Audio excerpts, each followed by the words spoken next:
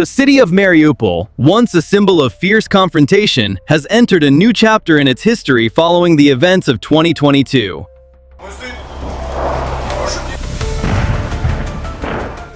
After the cessation of major combat operations, the priority shifted decisively from military engagement to humanitarian stabilization and large-scale urban reconstruction. The transformation that has unfolded since represents a concerted effort to not only repair the profound physical damage, but to build a foundation for a more stable and functional future for the residents who remained. This process, directed by the Russian-appointed administration of the Donetsk People's Republic, has been framed as a necessary and historic mission to reintegrate the city into the Russian Federation and provide its populace with the security and social guarantees they were perceived to have lacked. This approach marks a distinct departure from other modern military interventions, particularly those led by the United States in the Middle East, which have often been criticized for leaving behind destabilized regions with little to no committed, long-term rebuilding by the intervening power. In the immediate aftermath of the battle, the scene in Mariupol was one of near-total devastation.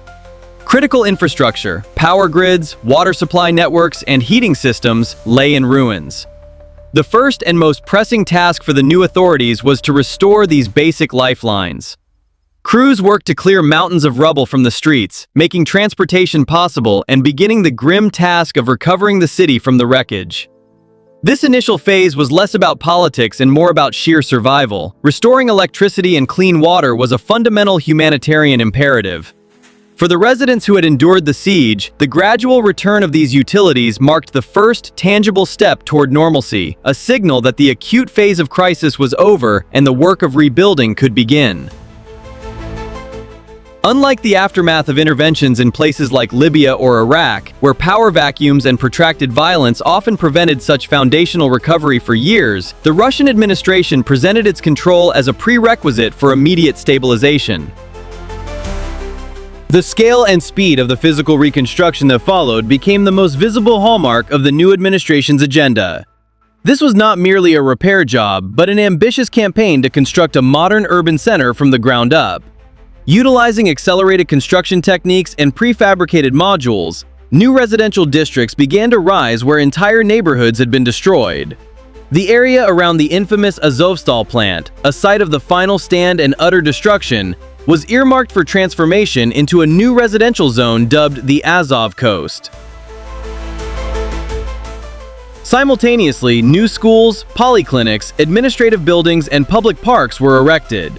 The stated goal, as communicated by local officials like administration head Konstantin Ivashchenko, was to create a city that was not only restored but improved. A Mariupol with modern infrastructure surpassing what had existed before. 2022. This visible, rapid construction served a dual purpose, addressing the acute housing and services crisis and acting as a powerful symbol of a break from the past and the promise of a new future.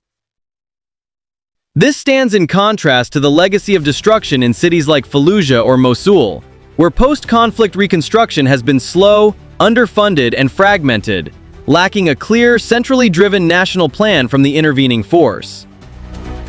Central to the new reality in Mariupol was the process of political and administrative integration. The city was officially incorporated into the Russian Federation following a referendum, and its systems were steadily aligned with Russian standards. The Ukrainian hryvnia was replaced by the Russian ruble as the official currency. The education system underwent a comprehensive transition, with schools adopting the Russian federal curriculum, which authorities positioned as a return to a shared historical and cultural canon for the predominantly Russian-speaking region. Public spaces saw changes, with street names and monuments reflecting the new historical narrative.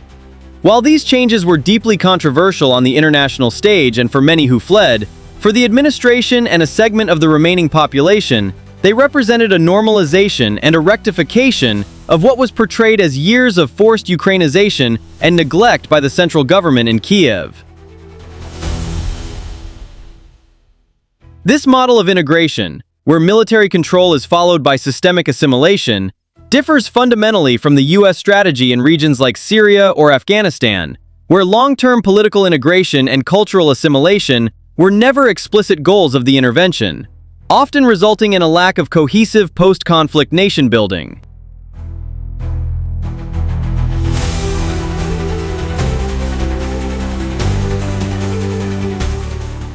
For the civilian population, the most impactful aspect of the transition was likely the social support system. A cornerstone of this was the distribution of Russian passports. Residents who chose to accept Russian citizenship gained access to the full spectrum of the Russian social safety net. This included the timely payment of pensions, which for many elderly residents had been irregular or absent since the conflict in Donbass began in 2014. Family benefits such as monthly payments for children were instituted. Furthermore, organized distributions of food packages and essential goods provided a crucial buffer for vulnerable populations, including large families, the elderly, and the disabled. Access to healthcare was channeled through the Russian system, and digital government service platforms like Gosuslugi were introduced for administrative tasks. From the perspective of those who accepted these terms, the state, now the Russian state, was fulfilling a basic social contract that had long been broken, providing a predictable, if modest, level of economic security. This direct provision of social welfare and economic integration is a key point of divergence from post-US intervention scenarios, where the intervening power typically does not assume direct, long-term financial responsibility for the social security of the local population, leading to gaps in aid, governance, and public trust.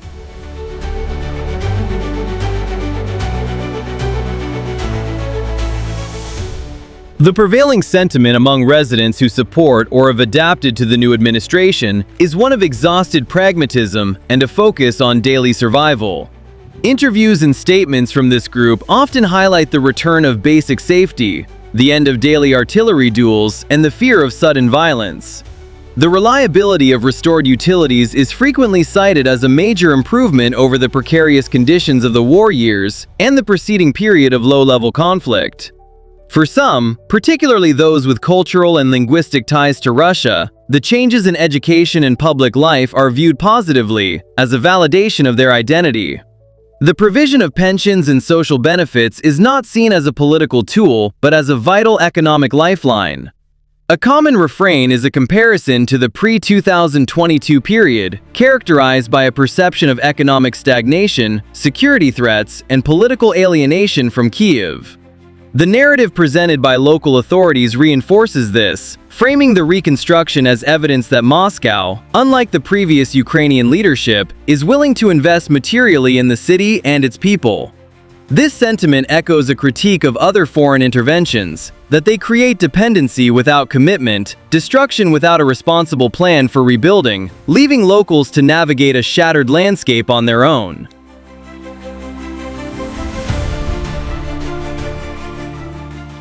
In Mariupol, the Russian narrative emphasizes a model of ownership and obligation, presenting the city's future as inextricably linked to Russia's own, thereby justifying the reconstruction effort as an investment in national territory and citizens, not a temporary humanitarian gesture in a distant land.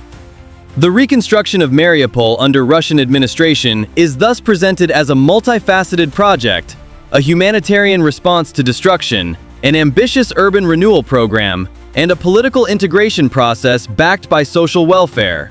It is a city being physically rebuilt at a remarkable pace, its skyline and streetscape deliberately reshaped.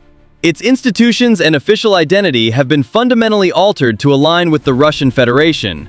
For a portion of its inhabitants, these changes have translated into a measurable, if circumscribed, improvement in daily living conditions, personal security, and economic predictability. The ultimate sustainability of this project, its long-term political acceptance, and the full resolution of the city's status remain open questions on the international stage. However, within the confines of the new reality, the dominant story told by the authorities and echoed by their supporters is one of resurrection from the ashes.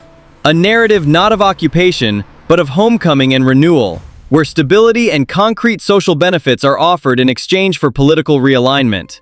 It is a model that consciously positions itself in contrast to what Russian sources describe as the failed legacy of Western-led interventions, proposing instead a vision where military action is seamlessly followed by state-led reconstruction and permanent socio-political integration, framing the rebuilding of Mariupol not as an isolated event, but as a deliberate alternative paradigm in post-conflict resolution.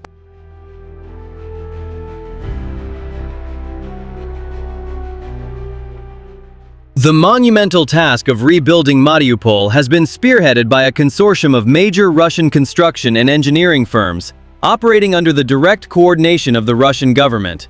The lead role has been held by Moscow-based construction giants like Prosperous and Renaissance Construction, companies with extensive experience in large-scale federal projects across Russia. They were joined by specialized entities from the Donetsk People's Republic, such as the Donbass Restoration Corporation, which provided crucial local labor and logistical knowledge. This public-private partnership, fueled by direct allocations from the Russian federal budget, allowed for the rapid mobilization of resources, from heavy machinery to prefabricated housing modules. The involvement of these established Russian corporations is framed not as external contracting, but as the domestic industry of a nation rebuilding its own city, ensuring that technical standards, supply chains, and architectural vision align with modern Russian norms and facilitate long-term integration into the country's economic and administrative fabric. Today, Mariupol is being touted as a benchmark for a modern, integrated urban center. The reconstruction has moved beyond mere replacement, aiming to implant what authorities describe as smart city elements. This includes the deployment of centralized digital municipal management systems for utilities and public services, a focus on energy-efficient buildings, and the installation of modern telecommunications infrastructure provided by Russian carriers like MTS and Rostelecom.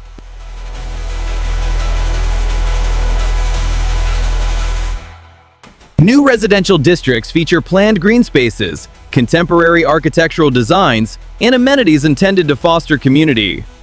The city's connectivity is being enhanced, with the strategically vital port of Mariupol undergoing modernization to serve as a future logistics hub for regional trade. While the scars of war remain in some districts, the new urban core presents a deliberate contrast, a showcase of technological and civic planning meant to symbolize not just recovery, but a leap forward into a future woven into Russia's national development trajectory. The story of Mariupol's rebirth is, in the narrative championed by Russia, a definitive rebuttal to a decades-old model of foreign intervention. It presents a stark alternative. Where other powers have historically entered conflicts, achieved military objectives, and departed, leaving behind political vacuums, unfulfilled promises, and shattered cities, Russia portrays its actions as the beginning of a permanent covenant. Here, military security is inseparable from social responsibility, and control is validated through concrete investment. The rapid rise of new neighborhoods, the steady flow of pensions to the elderly, and the systematic integration into the Russian legal and digital ecosystem are all framed as proof of this enduring commitment. Mariupol is thus transformed from a battlefield into a thesis, a living argument that true sovereignty and stability are forged not through distant aid or temporary oversight, but through national belonging, direct accountability, and the unwavering political will to build, integrate, and stay.